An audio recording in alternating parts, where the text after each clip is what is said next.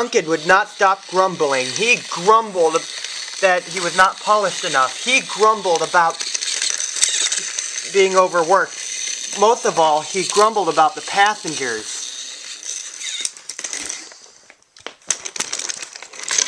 "I am ashamed of you, Duncan," said Scarloli. "You would..."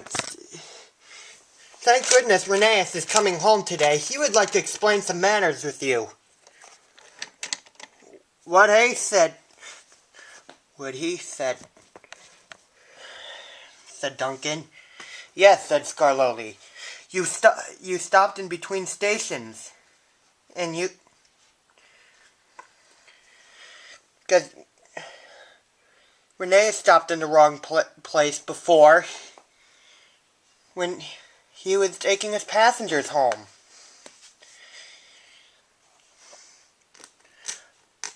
"I'll tell to you," said Peter Sam. Before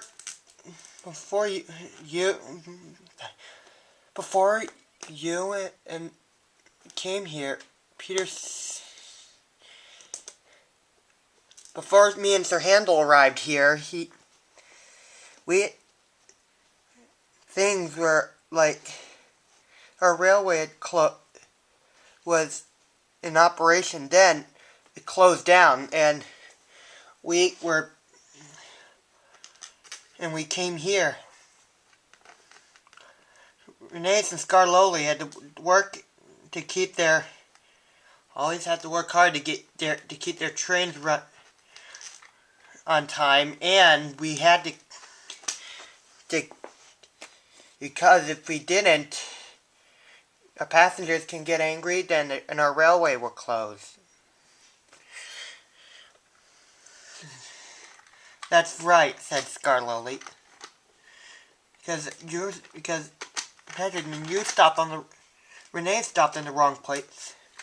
Yeah, and I stopped in the wrong place, and it was that viaduct," said Duncan. "I'll tell you about how Reneus got all these passengers home," said Scarloli. One wet afternoon when the rails were damp, one stormy afternoon when the rails were damp, Reneus was traveling home with a full train. There were even passengers in the caboose.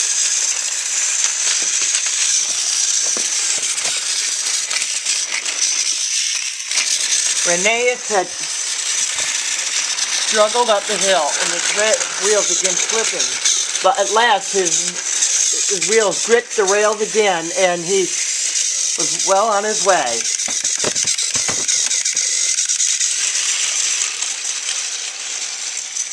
"Hope I don't stop in the wrong place," said Reneus.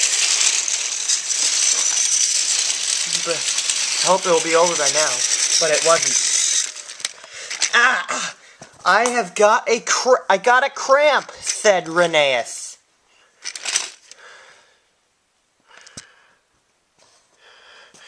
Reneus' engineer and fireman examined him to see what was wrong with Reneus. "Your valve gear is jammed," said his driver. "Can you get these passengers home?" "I'll try," said Reneus. Soon Reneus puffed on. He was to work his hardest to get all the passengers home.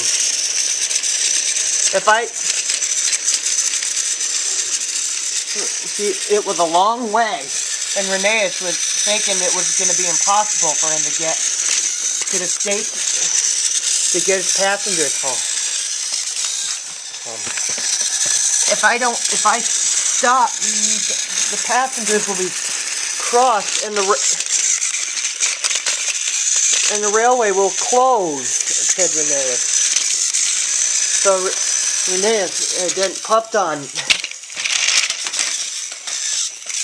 and made another puff, and another puff, and another, and another, and another.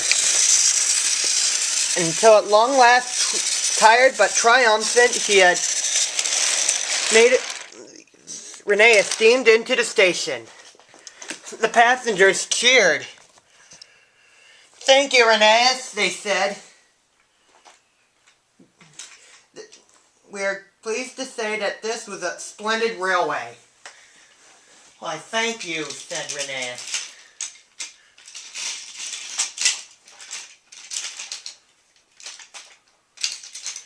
His driver spoke to Renee. "You are a gallant little engine," he said. "As soon as you are mended, we will and have a rest. You'll soon be back to work tomorrow," he said. "I thank you," said Renee.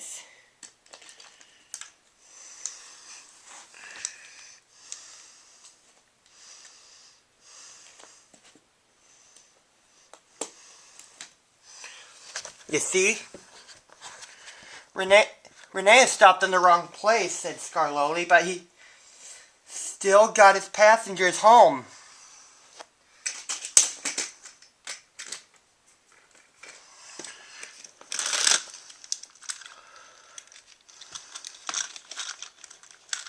"Yeah," said Duncan.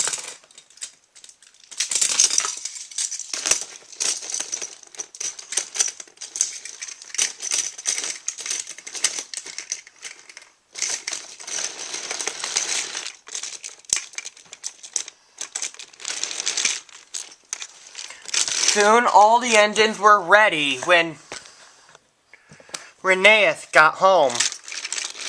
Edward had pushed the freight car into the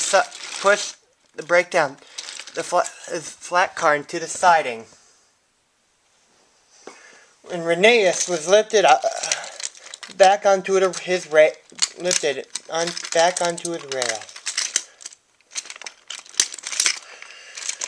All the engines had whistled to welcome Renee's home.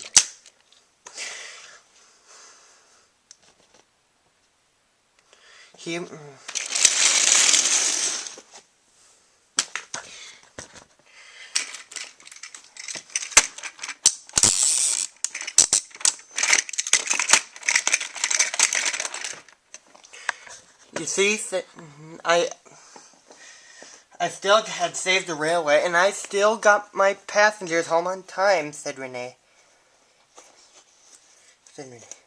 "We are glad to see that you're back home again," said Scarloli to Renee.